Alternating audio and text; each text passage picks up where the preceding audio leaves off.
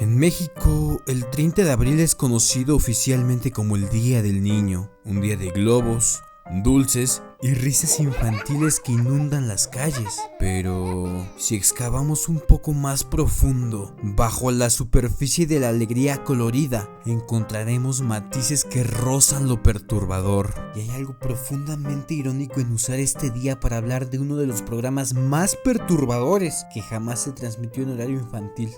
Coraje el perro cobarde, una caricatura que Cartoon Network vendió para niños, que los padres dejaban poner sin pensar dos veces, y sin embargo contenía algunas de las imágenes, ideas y metáforas más oscuras que una generación entera de niños latinoamericanos absorbió sin tener el vocabulario para procesar lo que estaba recibiendo. Lo que vamos a hacer hoy no es decirte qué episodios dan miedo, eso ya lo sabes. Lo que vamos a hacer es abrir cada uno y mostrarte lo que hay adentro, el trasfondo real, las referencias, lo que los guionistas pusieron ahí conscientemente y que tu cerebro de niño captó sin saber qué estaba absorbiendo. Este es el top 5 capítulos más aterradores de Coraje, el perro cobarde. Número 5. Muriel no puede dormir bien porque su colchón viejo tiene los resortes rotos. Ordena uno nuevo. Lo entregan dos repartidores siniestros en una carroza tirada por caballos. El colchón tiene una cara demoníaca grabada en la tela. Muriel se acuesta en él en esa misma noche y queda poseída. Levita, su cabeza gira 360 grados, vomita, habla con voz grave. Coraje intenta exorcizarla, finalmente lo logra, pero el demonio pasa a Justo. El episodio termina con Justo siendo llevado adentro del colchón rumbo a un destino desconocido. Este episodio es, sin rodeos, una parodia directa del Exorcista, película considerada por muchos críticos y encuestas como la película más aterradora jamás filmada. La película incluye una niña de 12 años masturbándose con un crucifijo, lenguaje extremo y escenas de violencia perturbadora que motivaron que la gente abandonara las salas de cine y en algunos casos documentados requería atención médica. Los guionistas de Coraje tomaron esa película y la reprodujeron escena por escena, solo que para una audiencia de niños de 6 a 10 años. No como referencia lejana, sino como recreación explícita. La cabeza de Muriel girando 360 grados replica directamente la escena más icónica del Exorcista. El color verde de la piel poseída, el cabello rojo y salvaje, la voz grave y masculina saliendo de un cuerpo femenino, el levitar sobre la cama, el vómito. Cada uno de estos elementos es una cita directa a la película. El demonio incluso dice la frase: está aquí adentro, con nosotros, que es una variación directa del diálogo más perturbador del Exorcista. Está aquí con nosotros ahora. La película original usa esa frase para sugerir que la posesión es total e irrevocable. El show la usa en el mismo contexto. Hay además una capa de horror doméstico que la película no tiene. El demonio entra por un producto de consumo, un colchón comprado por catálogo. Algo tan ordinario, tan cotidiano, que la idea de que puede traer algo maligno dentro transforma lo familiar en amenazante. No es un edificio maldito ni un objeto antiguo, es algo que podrías comprar tú mismo hoy. La amenaza llega con señales visibles. Coraje las ve, los adultos no las quieren ver. Eso no es una convención narrativa, es la descripción exacta de cómo funciona el peligro real en un hogar. Lo que este episodio le da a un niño es algo que pocas veces se analiza: el horror de ver la persona que te protege convertirse en la amenaza. Muriel poseída no es un monstruo ajeno, es Muriel, con voz distinta, con cara distinta, pidiendo cosas que Muriel jamás pediría. Para un niño que ha visto a un adulto conocido comportarse de manera aterradora bajo el efecto del alcohol, la ira, una crisis de salud mental o cualquier otra cosa, ese episodio no es ficción, es reconocimiento. Lo que nos enseña este capítulo es que la persona más segura de tu mundo puede dejar de ser esa persona, sin aviso, sin razón aparente. Es lo más aterrador que existe. Número 5. Número 4. Muriel gana un concurso de citar y la familia viaja a Nueva York. Una cucaracha gigante llamada Shriek lo recibe y lo retiene como rehenes, forzando a Coraje a recuperar un paquete misterioso en un edificio abandonado. El edificio tiene múltiples habitaciones selladas con criaturas adentro. Coraje abre una de las puertas y encuentra una niña de espaldas, tocando el violín. La niña gira lentamente, su rostro es una distorsión de Claymaton. Los ojos saltones, boca enorme, cabello electrizado. Coraje huye, el paquete resulta ser un jalador de ventanas. El episodio continúa como si esa escena no hubiera existido. Este episodio es ampliamente considerado uno de los 3 más memorables de la serie, pero lo que lo hace especial no es la trama. Es una escena de aproximadamente 12 segundos que no tiene ninguna relación con el resto del episodio. No genera consecuencias narrativas y no se vuelve a mencionar jamás.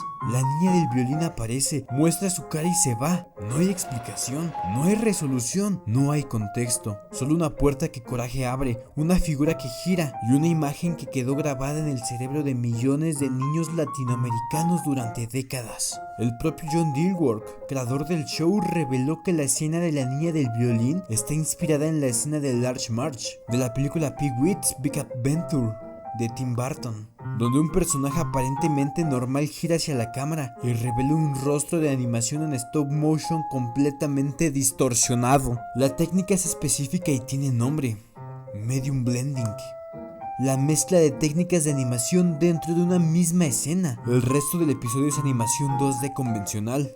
La niña del violín está animada en Claymaton, con una textura táctil, casi física, que hace que su cara parezca estar hecha de carne real que alguien moldeó a mano. El contraste entre el entorno 2D y ese rostro tridimensional provoca una respuesta neurológica específica: el Uncanny Valley. El Uncanny Valley es el fenómeno documentado por el roboticista Masahiro Mori. Cuando algo parece casi humano pero no del todo, el cerebro no lo clasifica como familiar ni ajeno y genera una respuesta de repulsión y miedo que es más intensa que la respuesta ante algo claramente no humano. La cara de la niña del violín está calibrada con precisión en ese punto. Dilworth también mencionó que el personaje estuvo basado visualmente en una chica del estudio de animación, alguien real. Eso agrega una capa adicional de perturbación que el equipo probablemente consideró como un chiste interno y que para cualquier persona que no lo sepa, transforma la escena en algo diferente. Pero lo más perturbador de esta escena no es el diseño, es la ausencia de consecuencias.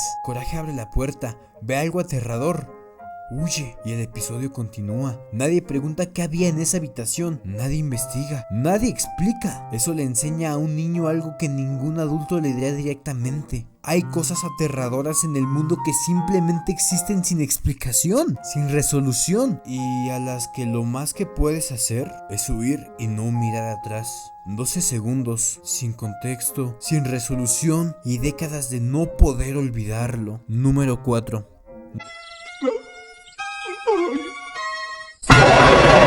Número 3.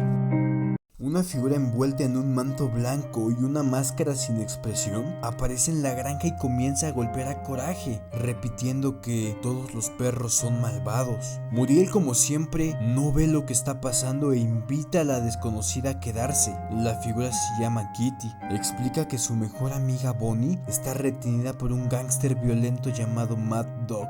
Él la separó porque era celoso de la cercanía entre ellas. Kitty lleva la máscara desde entonces como escudo.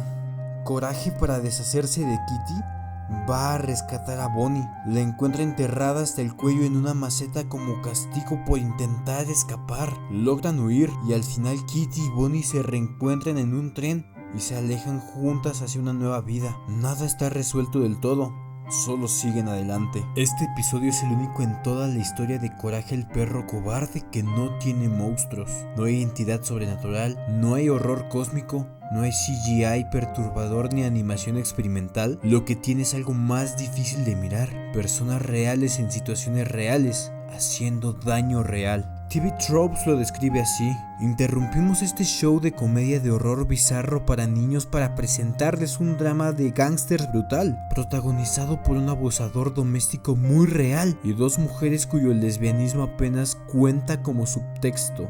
Kitty y Bonnie son una pareja lésbica en un show de Cartoon Network del año 2002. El show nunca lo dice explícitamente, no podía, pero tampoco lo niega más allá de lo mismo para pasar los filtros de la cadena. Son amigas de la infancia con devoción absoluta entre ellas. Mad Dog la separa porque es celoso de esa cercanía. Bonnie lleva el collar y la pulsera que él le dio como los únicos vínculos que la atan. Kitty guarda un ratón de juguete que Bonnie le regaló y que es su único objeto preciado. Cuando se reencuentran al final, el abrazo no es de dos amigas que se extrañaban, es el de dos personas que se perdieron y que por fin se encontraron.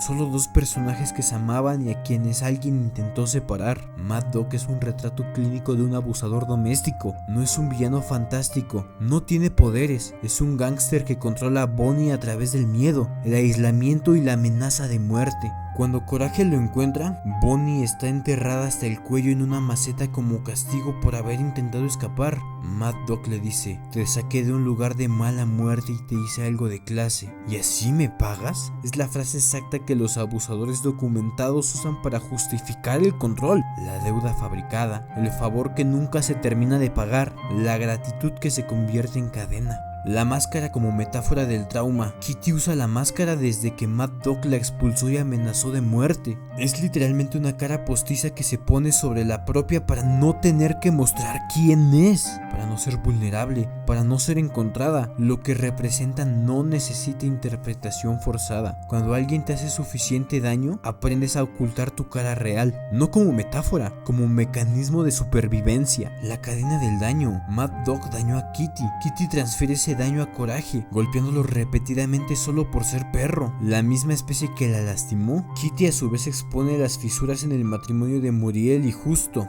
al señalar lo que observa en ellos, y ellos terminan peleándose encerrados en su cuarto. El episodio muestra cómo el trauma no se queda en quien lo recibió, viaja, se transmite, daña a personas que no tienen nada que ver con el origen. Porque alguien herido necesita un lugar donde depositar lo que carga. El final no es una victoria limpia. Kitty y Bonnie escapan, sí, pero escapan en un tren hacia ningún destino específico. Mad Dog queda gravemente herido, pero no muerto. No hay justicia formal, no hay garantía de que no vuelvan a ser encontradas. Solo dos personas que se reencuentran y deciden seguir adelante juntas. Eso es una representación del abuso doméstico más honesta que la que ofrecen muchas películas para adultos. No siempre hay resolución perfecta, a veces solo sobrevives y te vas. La máscara no la protegía de los demás, la protegía de tener que mostrar lo que le habían hecho. Número 3. Número 2.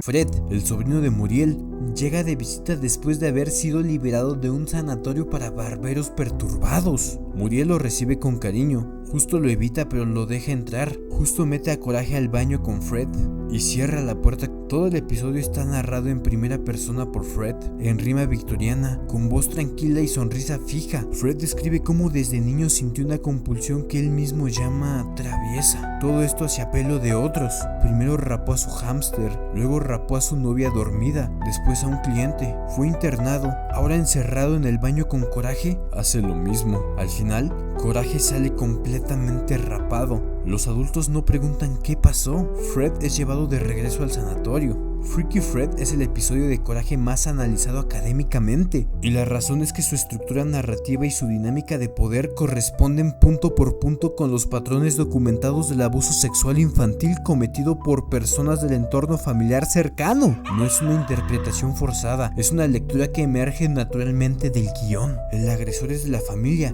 y llega de una institución. Fred no es un extraño, es el sobrino de Muriel, alguien que la familia conoce y acepta sin cuestionamiento. Se sabe que viene de un sanatorio, que tiene un historial documentado de comportamiento problemático, y aún así se le invita a la casa, se le deja quedarse, porque es familia, porque lo conocemos, porque no puede ser tan malo. Este mecanismo, el de minimizar el riesgo conocido por afecto o conveniencia familiar, es uno de los factores más documentados en los casos donde el abuso se prolonga o nunca se reporta. La familiaridad no es garantía de seguridad, con frecuencia es exactamente lo contrario. La víctima queda sola con el agresor por decisión de un adulto. Coraje no elige entrar al baño con Fred, Justo lo lanza adentro y se cierra la puerta. No hay accidente, no hay casualidad. Un adulto tomó la decisión de dejar a la figura más vulnerable de la casa a solas con el visitante perturbador. La narración del agresor desplaza la responsabilidad.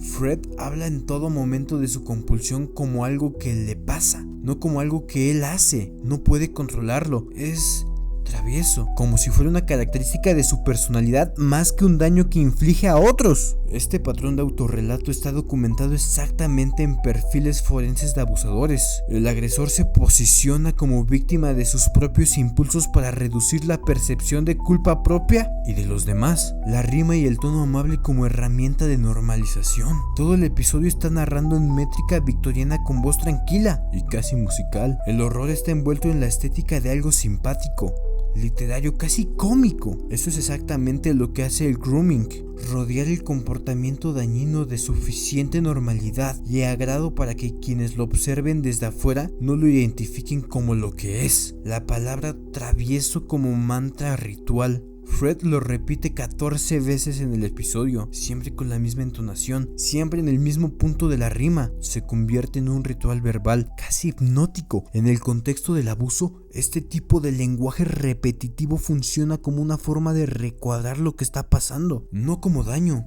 sino como travesura, no como violencia, sino como peculiaridad. El pelo como representación de la integridad corporal. Fred no toca el cuerpo de Coraje de ninguna forma explícita. Lo que hace es rapar su pelo sin consentimiento, lanzarlo por el baño, ignorar sus intentos de escapar y dejarlo completamente expuesto al final. El pelo, en este contexto, funciona como sustituto narrativo de algo que la animación no puede mostrar directamente. Al final del episodio, Coraje está rapado, transformado, marcado, y nadie, absolutamente nadie en la casa le pregunta qué pasó. Esa última parte es la más honesta, la más brutal del episodio. Fred se va. Los adultos no preguntan. Coraje no tiene forma de articular lo que ocurrió. La vida continúa. El episodio termina. No es un descuido narrativo, es la descripción más precisa posible de cómo termina la mayoría de los casos de abuso infantil que no son reportados. En silencio, con la familia intacta y la víctima procesando sola algo para lo que no tiene palabras. La parte más oscura del episodio no es Fred, es que cuando Coraje salió de ese baño, nadie le preguntó si estaba bien. Número 2.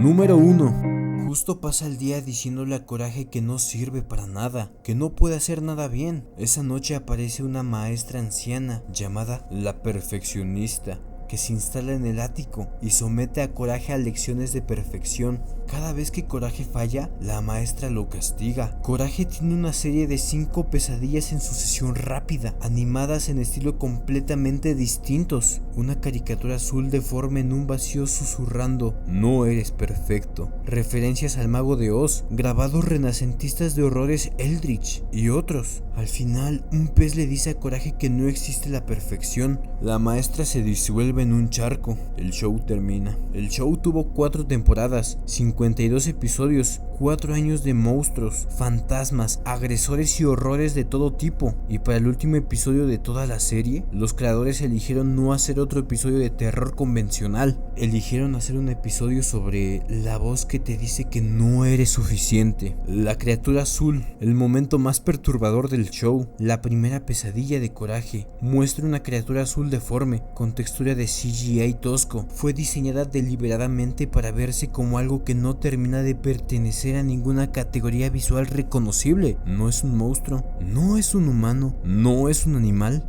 Flota en un vacío, te mira y susurra: no eres perfecto. Fue diseñada por Jim Dilworth, hermano del creador John Dilworth, y animada en CGI por Kay Chamberlain. Murió antes de ver el episodio terminado. John jamás habló públicamente si eso influyó en la inclusión de esta criatura específica como la imagen central del episodio del show, pero es imposible no notarlo. Las otras 4 pesadillas. La segunda pesadilla referencia directamente al Mago de Oz. Versiones de Coraje como el espantapájaros, el hombre de hojalata y el león cobarde, con símbolos de no tachando el cerebro, el corazón y la medalla, es decir, sin inteligencia, sin sentimientos, sin valor. las 3 cosas que el Mago de Oz prometió a sus personajes como validación externa de lo que ya tenían. La tercera pesadilla usa grabados renacentistas de figuras grotescas animadas, el tipo de imágenes que los niños de la época pre-internet jamás habrían visto en ningún otro contexto. La cuarta y quinta continúan escalando en abstracción y perturbación visual, la perfeccionista como manifestación interna. El wiki oficial del show describe a la perfeccionista como la manifestación de las propias dudas e inseguridad de Coraje que lo han perseguido. No llega de afuera, la crea él mismo. Es lo que le ha hecho justo durante 4 temporadas. 4 años de no sirves para nada convertido en una maestra fantasmal que lo persigue en el ático. El pez es la resolución del episodio. El pez simplemente le dice: con todas tus imperfecciones logrará lo que quiera. Te lo juro por Dieguito Maradona. Una voz pequeña que dice lo que Coraje necesitaba escuchar, y que la maestra se disuelve en un charco porque ya no tiene sobre qué sostenerse. Ese es el final de la serie, no una victoria sobre un monstruo. Es una conversación con un pez sobre la aceptación propia. 4 temporadas, 52 episodios, y el mensaje final de todo el show es este: no necesitas ser perfecto, necesitas ser tú. Dicho en animación experimental, casi sin diálogo, con las imágenes más perturbadoras que el show jamás produjo, como si los creadores supieran que ese mensaje, para entrar de verdad, necesitaba ir acompañado del máximo impacto posible. El episodio tiene una puntuación de 9.2 sobre 10. Es el episodio más valorado de toda la serie y fue transmitido en noviembre de 2002, un viernes por la noche, sin anuncio especial, como si fuera un episodio más. No terminó derrotando a un monstruo, terminó aprendiendo que la voz más peligrosa era la suya y que podía elegir no escucharla. Número 1. Coraje el perro cobarde duró 4 años, y en esos 4 años, sin que ningún departamento de estándares y prácticas lo detuvieran con suficiente fuerza, metió dentro de las casas de millones de niños latinoamericanos un catálogo de experiencias emocionales que la mayoría de programas para adultos evita tocar. Tomó la película de terror más famosa de todos los tiempos y la recreó para niños de 7 años. Puso una imagen de 12 segundos sin contexto ni resolución que quedó grabada durante décadas en el cerebro de quienes la vieron. Presentó la codicia como algo que tiene consecuencias directas e inapelables. Describió con precisión clínica las dinámicas del abuso familiar sin llamarlo por su nombre. Y terminó todo con un episodio sobre la voz interior que dice que no eres suficiente. Nada de eso venía con advertencias de contenido. Nada de eso estaba en el sinopsis que ningún padre leyó. Simplemente estaba ahí, codificado en animación, esperando ser absorbido por cerebros que todavía no tenían las defensas ni el vocabulario para procesarlo conscientemente. Y si hay un punto en este análisis es el siguiente: los niños no son recipientes vacíos que hay que proteger de todo. Son personas que están procesando el mundo en tiempo real, con los materiales que tienen disponibles. Y a veces un perro rosa aterrado en medio de ningún lugar les dio mejores herramientas para entender la posesión, el abuso de confianza, las consecuencias de la codicia y el valor propio que cualquier conversación que sus adultos tuvieron con ellos sobre esos temas. El miedo que siente viendo Coraje no te dañó, te preparó, te dio imágenes para cosas que todavía no habías vivido, pero que ibas a vivir. Y cuando llegaron, aunque no supieras exactamente de dónde venía la referencia, tenías algo con qué recibirlas. Eso fue Coraje, el perro cobarde. Y si alguien en el estudio de John Dilworth lo planeó así desde el inicio, hay que reconocer que fue uno de los actos más generosos y más extraños que alguien haya cometido jamás en la historia de la televisión infantil. Gracias por llegar hasta aquí. Cuídense mucho. Recuerden cuidar a sus niños. ¿Qué ven? ¿Con quién se juntan? Estaré regresando a Twitch todos los viernes, en donde hablaremos de casos de asesinos seriales en directo. Por si gustas pasarte por ahí, te espero. Como recomendación, tengo a Arturo Iván, quien se encargó de toda la música de ambientación. No olvides seguirlo y apoyar su trabajo, que lo está haciendo increíble. Muchas gracias por ver.